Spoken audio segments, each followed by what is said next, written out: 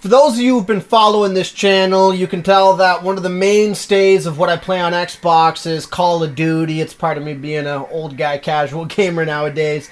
But the thing is, the new Call of Duty Modern Warfare 3 kind of came out a little differently than some of the previous Call of Duty games. And I think primarily it comes down to the fact that this isn't a whole new Call of Duty experience. It's marketed as a direct sequel to Call of Duty Modern Warfare 2, which came out last year. But one of the big criticisms that I see lodged against it, especially when it comes to the multiplayer mode, is that this is essentially just an expansion. It's not really anything new. And in this video, I'm going to go over my initial impressions of it after having played it for a couple days now, and what I think about it as a whole. So let's take a look. Perfect. The whole Call of Duty series has a kind of up and down reputation with some fans. I myself really liked last year's Modern Warfare 2 release. I thought that it was well designed. It kind of harkened back to some of the older Call of Duty games that I was a huge fan of, and I thought it just overall played really well.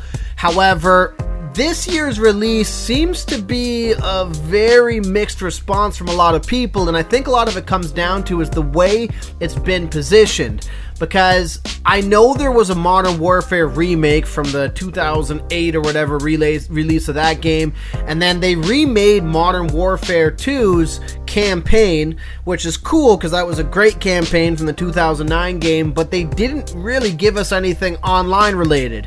And so when this Modern Warfare 3 was announced and more details were coming out, one of the biggest things that was brought up is that the map selection is actually Modern Warfare 2's from 2009's map selection.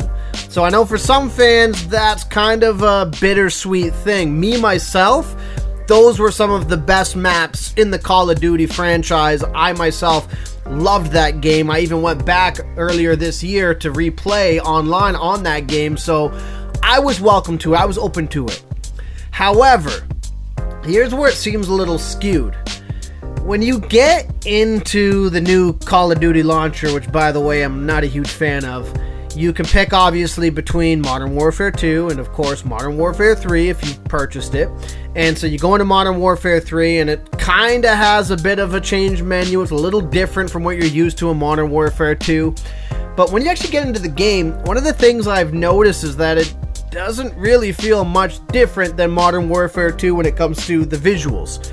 Now, I know that might seem pretty obvious. This is a pretty much a direct sequel, but what I'm getting at is it kind of feels more or less of the same so far from what I've played, and these are my impressions. And that's not necessarily a bad thing if you liked last year's release like I did.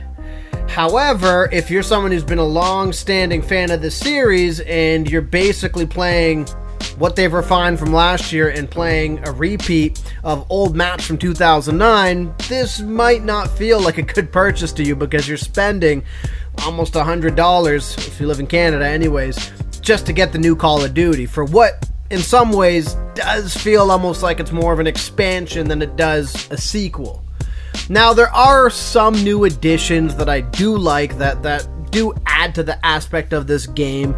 I think that the guns themselves, they feel a little more balanced. I haven't really used any guns yet that feel over the top powerful compared to other guns, and it's not a search for the best, most powerful gun so you can win at multiplayer. This does feel a little bit more balanced, which I like because it kind of reminded me of some of the older Call of Duties. But as it stands, you're not really seeing much of a difference here. Even the graphics themselves, they haven't really put much of a leap from the year before. I don't myself see any difference from last year's release to this year's release. Now, one thing that I do like and I think is a welcome addition in the bigger picture of this is there is a carryover aspect, which has never happened in Call of Duty before. So I myself, for most of the Call of Duty games, have not purchased skins or even COD points or any of that stuff, with the exception of Modern Warfare 2's release last year. So I thought it was awesome that all this time that my son and I spent going through the new Battle Pass and going through the new skins and collecting all those things has now carried over into Modern Warfare 3. And I think that should be a trend that does continue over into future Call of Duty games, which is pretty awesome as far as I'm concerned. The downside, though, to this is it still makes this feel like it's more or less you've just paid for a set of new maps than a whole new game entirely. Now, I want to obviously point out that there are some differences and variances in the way things are unlocked. There's new ways to unlock things. There's different challenges than were in Modern Warfare 2, but in my opinion, does this justify an entirely new entry? I'm not sure. So from my perspective, I do enjoy this game, and I am going to be putting a ton of time into this, especially because I'm a huge fan of Modern Warfare 2's maps from 2009, and I think they look right now beautiful running on the current Call of Duty engine. But if you're somebody who doesn't want to spend a whole ton on games and you're big into Call of Duty, I could understand why you might skip this, because you're not really getting much more of a new experience at this junction. There are a couple little balance changes that I could tell, but as it stands, this doesn't really feel like a brand new entry in the series. It just feels like an expansion of last year's Modern Warfare, which, if you're a guy like me who buys every year's release of Call of Duty, might not be a bad thing. But if you're looking at a brand new experience or an evolved experience from the previous Call of Duty games, you might be disappointed. Now, this is just my couple day impression of the game, and maybe this is going to evolve, but as it stands playing for the past couple days, this is where I'm standing on the whole thing, that this just feels like a glorified expansion.